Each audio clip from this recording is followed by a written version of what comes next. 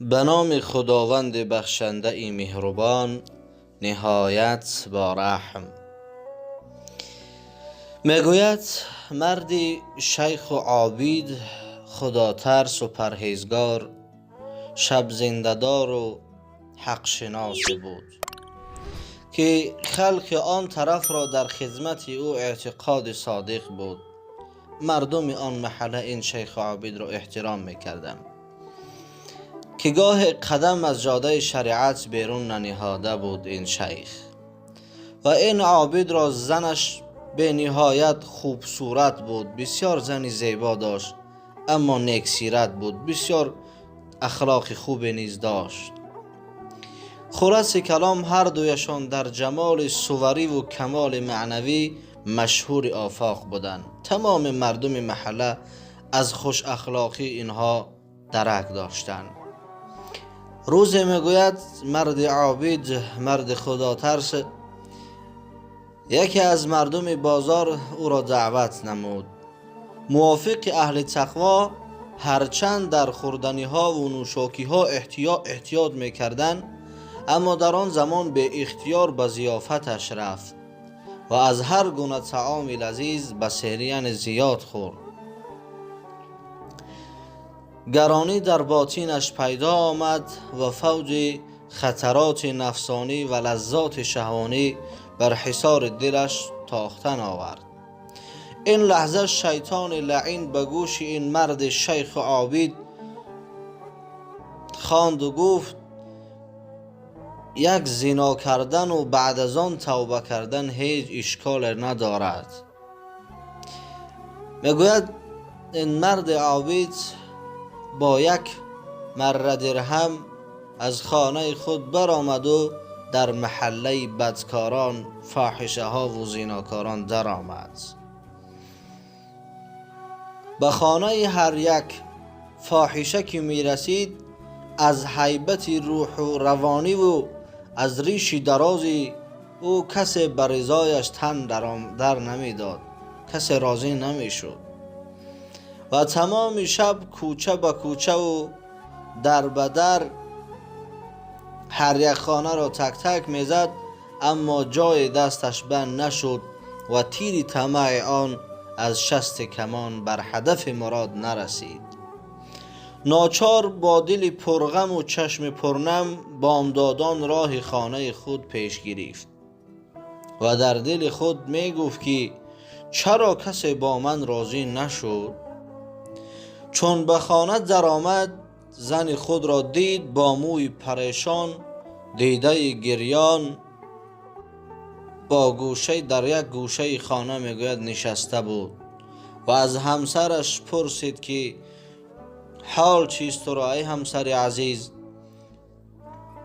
میگوید زنش جواب داد با کمال تأسف که امشب از من یک نقصان سر زد ای شوهر عزیز که موجب سزای سخت خواهم بود، اما امیدوار عفو هستم، امید دارم که ببخشید و الله نیز مرا ببخشد که دامن عصمتم به گرد گناه آلوده نگشته است، یعنی که به زنا میگوید واقف نشدم.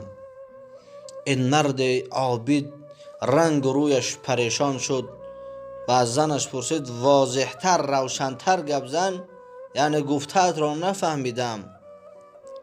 زن گفت که هرگاه تو از خانه برآمدی، دل من به اختیار خواست، شهوتم بلند شد تا بالای بام برآمدم. چون از دریچه بیرون نظر کردم، یک جوان را دیدم که تنومند و جوان زیبا بود. با اضطراب تمام اشارت کردم تا بالا بیاید. جوان انکار کرد و برفت. خلاص کلام چندین مردم را به همین قسم به خود جلب کردم.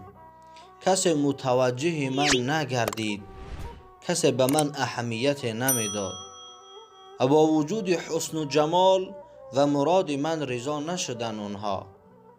چون نصف شب بگذشت، از بام پایین آمدم و زنگی سیاه را از راه حلت طلب کردم.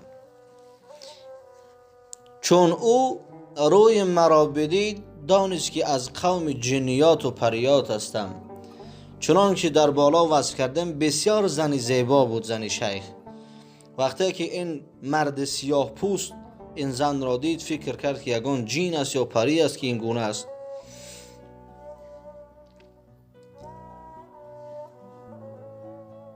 گفتم که امشب عجب حادثه گذشت.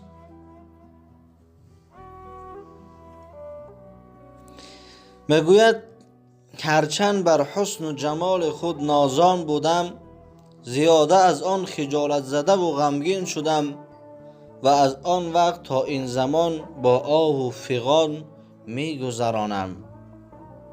نامه شامت اعمالم یعنی گناهانی کردم را به آب دیده می شویم. میگوید مرد عابد آب دیده از چشمانش به اختیار جاری می شد و گریه می کرد و گفت آره این سزای اعمال من بود. پس حال خود پیش زن بیان کرد. باز میگوید هر دو از سر نو توبه و استغفار کردند. دوستان عزیزم، از این قصه ما برای خود چه گرفتیم؟ ای برادر عزیز، اگر تو میخواهی که پرده ناموسی تو به سلامت ماند، خیال پرده دری ناموس دیگران در خاطرت مگذران. به زبان مردمی امروزه گوییم در کسی را که کوفتی روز درت را میکوبند. یعنی زن و یا دختر نفر را زنا کردی، آگاه باش که روز زن و دخترت را زنا خواهند کرد. پس اگر از این احوال ننگین را که نخواهی چشم بد نگه دار از زنان نامحرم. اینک رسیدیم به پایان یک قصه دیگر. از برای الله یکایک شما را دوست می‌دارم. از خداوند متعال خواهان هستیم که شخصانی که در ملک غریبی هستند کار و فعالیت میکنند برای تأمین عائله و برای همسران و فرزندان خود، از الله دعا میکنیم که تن صحت و با سر بلند و با دستان پر به نزد فرزندان و پدر و مادران برگشتن برای یکایک اونها الله نصیب و روزی بگرداند. و از کل شما شنوندگان عزیز خواهش دارم که در حق بنده دعاگو باشید. با شما بودم بنده عبدالله. خدا یار و مددگار هر یکی ما و شما. فکرهای خود را بنویسید